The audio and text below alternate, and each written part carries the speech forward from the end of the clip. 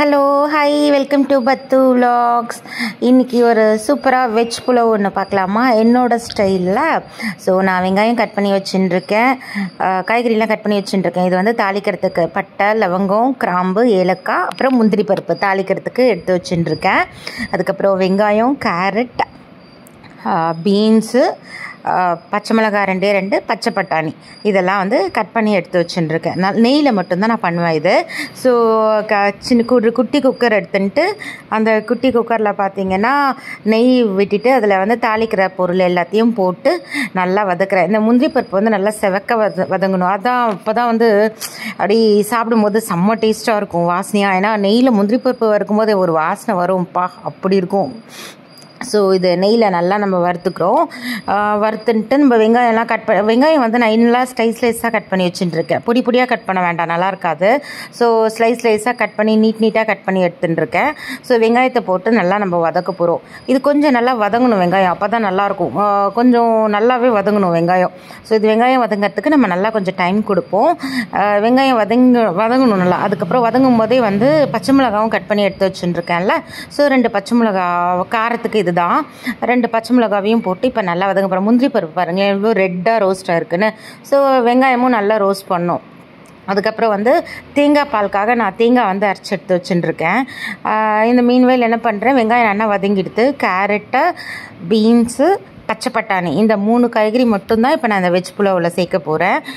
So இந்த 3 காய்கறியும் நான் இதில் சேர்த்துட்டேன். ஆனியன் வதங்கிட்டு இருந்ததில் அதிலே ஆக்சுவலி இஞ்சி பூண்டு பேஸ்ட் போடணும். நான் வந்து இஞ்சி பூண்டு பேஸ்ட் போடலை இன்றைக்கி. எனக்கு அந்த ரைஸில் இஞ்சி பூண்டு ஸ்மெல் வந்தால் எனக்கு பிடிக்க மாட்டேங்கிறது, அதனால் நான் போடலை. ஸோ பச்சை பட்டாணி எல்லா காய்கறியும் போட்டாச்சு. இதெல்லாம் வந்து நல்ல நெய்யிலேயே வதங்கணும் காய்கறி, அப்போ தான் அவ்வளோ டேஸ்ட்டாக இருக்கும் ரைஸ் சாப்பிடும்போது. ஸோ நல்லா வந்து நெய்யில் வதங்கிறதுக்கு டைம் கொடுக்குறேன். இப்போ காய்கறி இந்த மீன்வேல் இது வதங்கிட்டு இருக்கிற டைம்லேயே என்ன பண்ணுறேன் அப்படின்னா தேங்காய் பால் வந்து அரைச்சி எடுத்துக்க போகிறேன். இதுக்கு வந்து இப்போது ஒரு டம்ளர் ரைஸ் எடுத்துட்டோம், 2 டம்ளர் தண்ணி கொட்ட போகிறோன்னா 1 டம்ளர் தேங்காய் பால், 1 டம்ளர் தண்ணி அப்படி கொட்டிட்டோம் அப்படின்னா நல்லா செம்ம டேஸ்ட்டாக இருக்கும் தேங்காய் பாலில் ரைஸ் வெந்தது அப்படின்னா. ஸோ இப்போ நான் என்ன பண்ணுறேன் அப்படின்னா தேங்காய் பால் வந்து இந்த மீன்வேல் எடுத்து தேங்காய் காமிச்சேன்ல அதை வந்து நல்லா அரைச்சி எடுத்துட்டு பால் எடுத்துட்டேன். தேங்காய் பால் அதை எடுத்துட்டாச்சா. இப்போ வந்து இந்த காய்கறி நல்லா வதங்கின்னு இருக்குது. இந்த காய்கறி வதங்கும் போதே இப்போ என்ன பண்ணுறேன் அப்படின்னா அதுலேயே வந்து புதினாவும் கொத்தமல்லியும் போட்டு வதக்குறேன். புதினா கொத்தமல்லி போட்டு நல்லா வதக்கும் போது புதினா கொத்தமல்லி போட்டால் தான் நல்லாயிருக்கும். ஸோ இது வதங்கியாச்சு. இப்போ வந்து நான் 1 டம்ளர் ரைஸ் எடுத்துட்டுருக்கேன். ஸோ 1 டம்ளர் வந்து தேங்காய் பால் எடுத்துட்டேன்.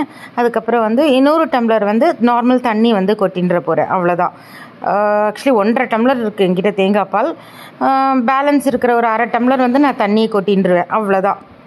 ஸோ ரைஸ்க்கு வந்து தேவையான அளவு உங்கள் ரைஸ் எந்த அளவுக்கு தண்ணி பிடிக்குமோ அந்த மாதிரி எடுத்துட்டுருங்க. ஸோ நான் 2 டம்ளர் தண்ணி எடுத்துட்டுருக்கேன். என்னோடய பாஸ்மதி ரைஸ் 1க்கு 2 அந்த மாதிரி பதத்துக்கு தான் நான் கொட்டியிருக்கேன் தண்ணி இன்றைக்கி. இதுக்கு வந்து கொஞ்சமாக என்ன பண்ணுறேன், தனியா பொடி போடுறேன்.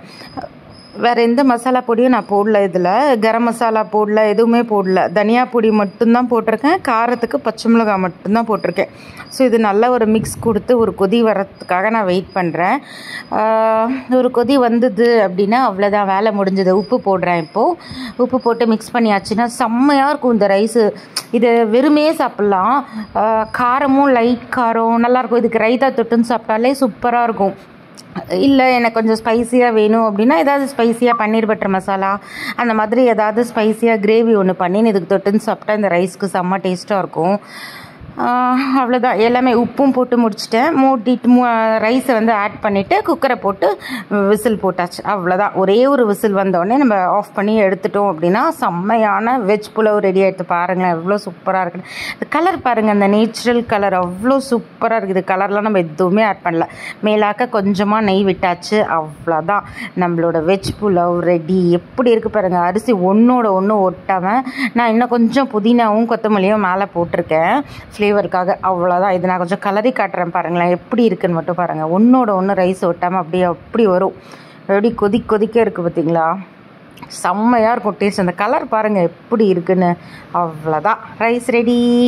என்னோடய சேனல் பிடிச்சிருந்தது அப்படின்னா என் சேனலுக்கு சப்ஸ்கிரைப் பண்ணுங்கள், என் வீடியோஸ்க்கு சப்போர்ட் பண்ணுங்கள். தேங்க்யூ, பாய்.